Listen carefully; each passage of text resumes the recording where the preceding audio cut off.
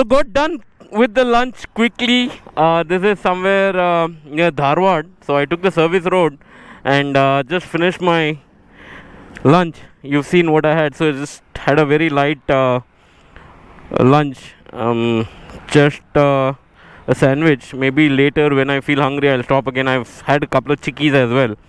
And now just kept my gloves to dry because it suddenly started raining, so kept them to dry. So I'll be wearing my regular short gloves, and now we will head from here. So it says we've got about 2 hours and 49 minutes of travel, and it's about 180 kilometers from here. So I should be reaching there by 4:40, which is I think good enough. Then I can get myself a little relaxed, get fresh, and then I can probably go to Mahalakshmi temple, or the temple which is very famous. If I'm not wrong, it's Mahalakshmi temple only. Correct me if I'm wrong. Okay, I'll have to find where do I join the highway now. Okay, a little ahead. So I'm not too sure if I have to go to Belgaum to connect to Kolhapur. But then the road which got me connected to Dharwad from that interior road, about 20 kilometers, was one of the worst stretch so far in the entire ride so far. So I've done about what? I think, let me check that. I've done about 360 kilometers. Out of that 360, I think the worst was the last 20 kilometers. From here the roads are fantastic. I know till Belgaum it's like straight road. It's a dream. I have done this road like with different kind of motorcycle. I've ridden on this road on the Ninja ER6N versus 650, Harley Street 750, Harley Iron 883, and then on the Bonneville. Sorry, I mentioned versus 1000. No, it wasn't versus 1000. It was Bonneville T120.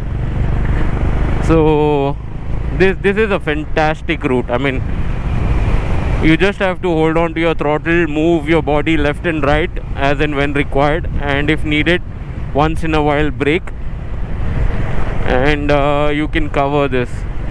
So there was a time when I done multiple times, or not just one time, multiple times. I used to cover Bangalore to Belgaum in 5 hours. It exactly from my house to Belgaum was 502 kilometers, and exactly in 5 hours I used to cover that. I mean, not a big deal. It used to be one straight line like this. You just have to hold on to the throttle like I mentioned and just keep going. Oh yeah, good fun though. And the other two gloves are now getting dryified. They're getting dryified now, and I myself am getting dryified. The jacket got a little wet by the time I could wear the rain liners, the pant as well. So yeah, this will just get dry now.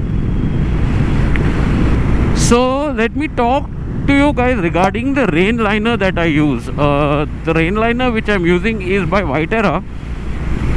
I love the Viterra rain liner for a couple of reasons. In fact, one is the high visibility that it comes with, which is the fluorescent green, what you call it, or whatever color that you mention. And then with that, which comes is the technical bit of it, the science which goes behind the jacket. A is the rain liner. Let's talk about the top bit first. So the top bit is such a well designed rain jacket. It is also for heavy rains. It's not just for regular rains, because a lot of rain liners that you get with riding jackets, they're meant for like a small drizzle or a small rain, not like a heavy rain kind of a thing. But the rain liner which Vitara provides, you can use it for heavy rains also, which is a brilliant part. Now coming on to its breathability. So what happens with the rain liner, the jacket, it not only kind of stops the water, but it breathes, so that you don't get too suffocated. Other rain liners, if you wear, you see you start suffocating, but with this it breathes out, it does not breathe in. So basically the water does not enter, that's why it does not breathe in, it breathes out. So whatever air is inside, that goes out. So yeah, to make it simple, it breathes, at the same time it's waterproof. So it started raining again on our way, so I had to fuel up, and then yeah, I had to take a small break. So now I need to figure out something, which is how to get this mobile charging at the same time closing the cover. It's becoming an issue. Let me just stop here and get that sorted.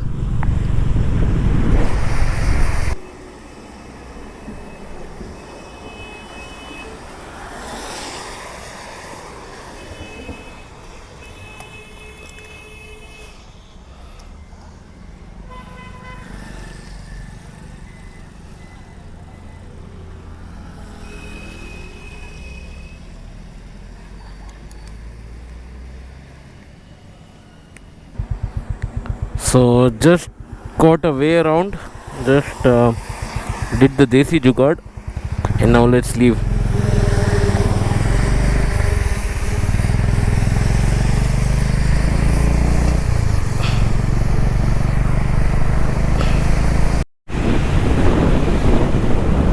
It rained like crazy. I can't tell you enough about that. I just wanted to concentrate on ride though, that's why I didn't even turn on the GoPro. It just poured, and yeah, now it stopped. And look ahead, it looks all clear sky. I hope it is like that. I have another 2 hours of riding before I can reach my destination, Kolhapur. So hope it does not rain anymore. I love to ride on the rain. I love to ride during the rain, but then not this time. It's still drizzling a little, very little. I actually want to change the gloves, but then since it's still drizzling, I don't want to get the other gloves wet as well.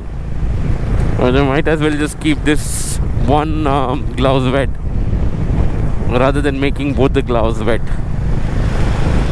The reason I said I don't want to ride in the rain now is because it will cut down the pace, and I have a couple of plans if I reach Kolhapur early. So the idea is to reach there as early as possible and continue with my plan. But if it rains, you can't do much. You'll have to delay, and then all the plans that I have for Kolhapur might have to be cancelled, and then I just want to explore that place, so might as well go there early and check out that place. Are you kidding? Look at this place, guys. It looks as if there was not even a single drop of rain last couple of kilometers. It looks absolutely sunny, bright, and if I told anybody it was raining heavily, they would probably laugh at me. Look at this. I mean, this is what I wanted, and I'm just about 95 kilometers away from Kolhapur now. Another an hour and a half ride, and the road's gonna be like this more or less, at least for the next 30-40 kilometers for sure. And wow, I am happy for myself. I must say this. I am happy for myself.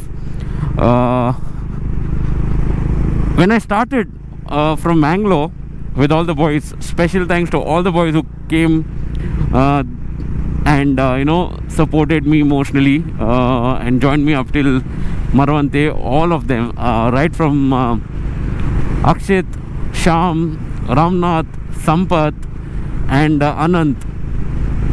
I mean, you guys just made my day special, and the fact that you rode with me, it was just an emotional boost.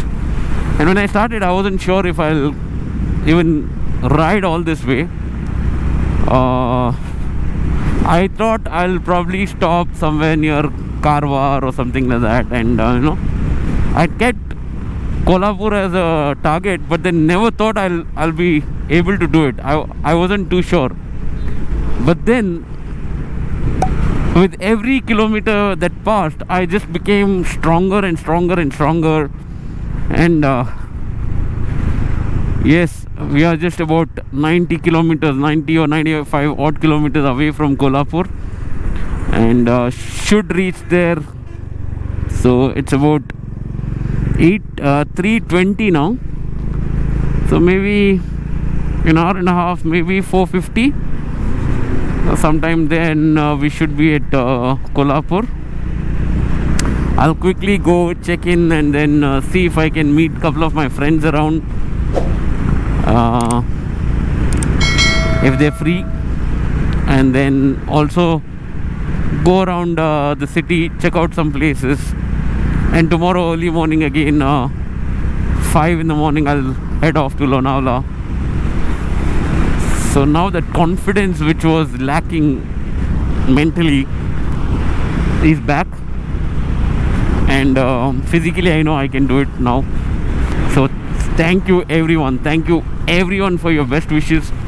Thank you each and everyone who wished me on Instagram, wishing me all the best. And I mean, what can I say? I just have no words to mention, and I just have to say thank you to all of these guys who really fulfill my dream and help me start my journey towards reclaiming myself. Wow, look at that bridge ahead there. I don't know where exactly I am now. Let me figure out where is this. So I'm way ahead of Belgaum, and let me figure out where am I. It's a nice scenic view to kind of ride around this place, and that bridge looked absolutely stunning from far away.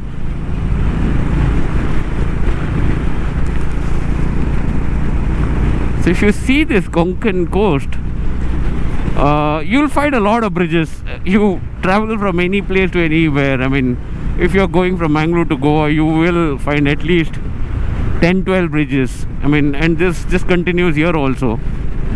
I'm still not sure if I've entered Maharashtra or I'm still in Karnataka. Let me see here. So just reached Kolhapur and now heading towards the room. If you see, guys, nobody is wearing a helmet. I mean, I'm not too sure if the helmet rule does not exist here or people really don't care.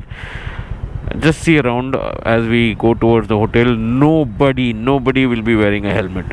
I mean, I've not seen a single person with the helmet. See to your right, see there.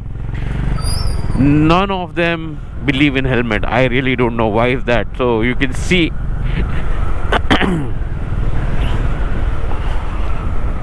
initially I thought okay, one or two people were not wearing, but then nobody seems to be really bothered about the helmet rule. I don't know if the helmet rule exists also here. I really don't know. Look at people. I mean, not even a single person is wearing a helmet. Kolhapur guys, what's up? Okay, there's some function happening here. Okay, let me not miss my directions.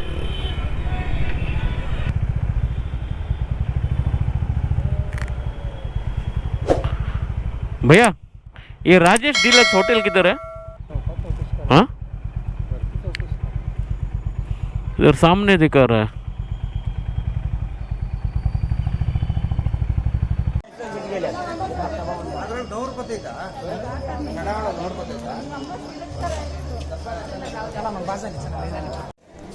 Just came to Mahalakshmi temple at Kolhapur to pay my regards before I continue my ride to Khandala, and what an experience it has been.